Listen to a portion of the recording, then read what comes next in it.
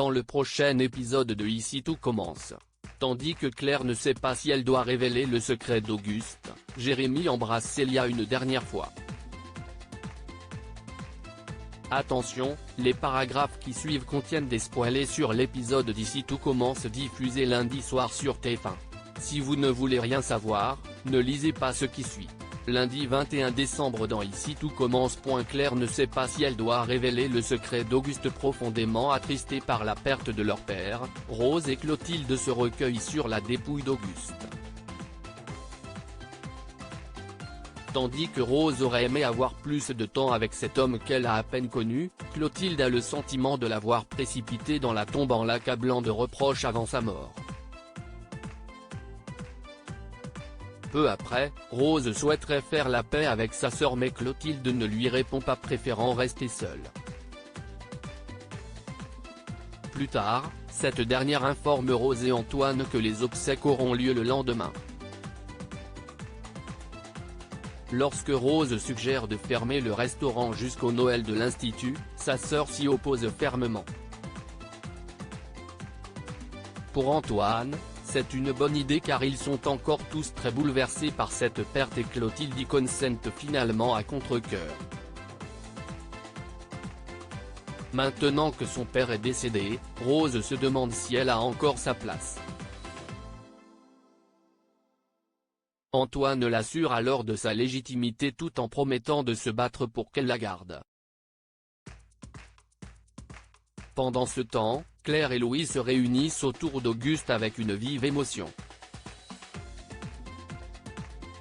Au plus mal, Claire confie à son fils combien la perte de son ami est difficile pour elle, d'autant plus qu'il n'a pas pu dire la vérité. Ne sachant plus si elle doit tout dire ou se taire, Louis l'enlace pour la réconforter. De son côté, Guillaume annonce à sa femme qu'il a l'intention de quitter le domicile familial après l'enterrement d'Auguste. Paniquée à l'idée d'affronter cette épreuve sans lui, Clotilde le supplie de rester et Guillaume accepte de dormir sur le canapé jusqu'à ce que les choses se calment. À l'Institut, Lisandro et Noémie discutent de l'avenir de l'établissement. Noémie est certaine que Clotilde prendra la succession de son père mais Lisandro fait remarquer que Rose est aussi sa fille. Selon Tessier, qui fait irruption dans leur conversation, l'école va attiser les convoitises et une guerre d'ego se prépare.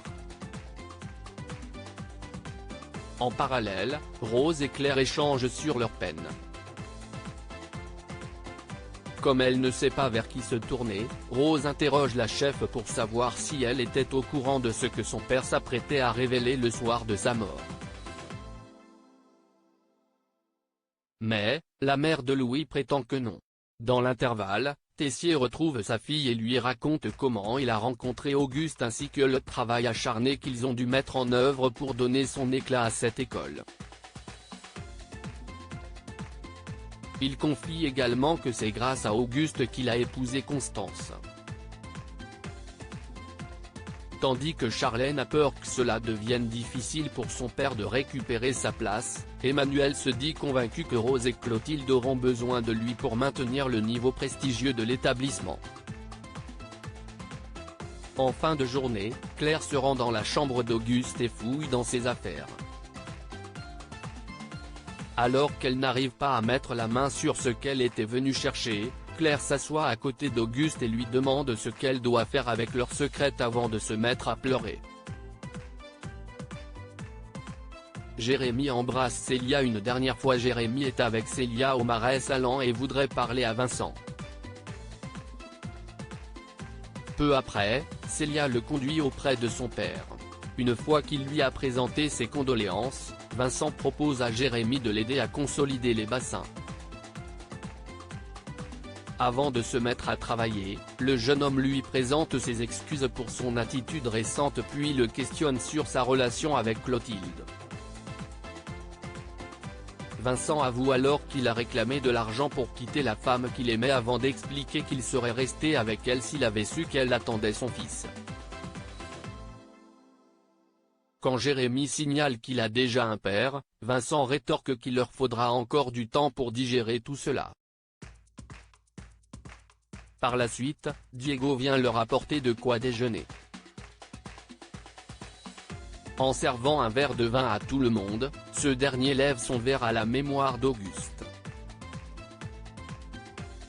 Plus tard, Jérémy et Célia sont éméchés.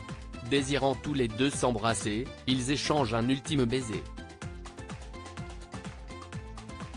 En rentrant, le fils de Veau rapporte à ses parents qu'il a embrassé sa demi-sœur et en profite pour leur dire combien il regrette de ne pas avoir pu faire la paix avec son grand-père avant sa mort. Clotilde et Guillaume ont beau tenter de le raisonner, Jérémy les prie de le laisser tranquille.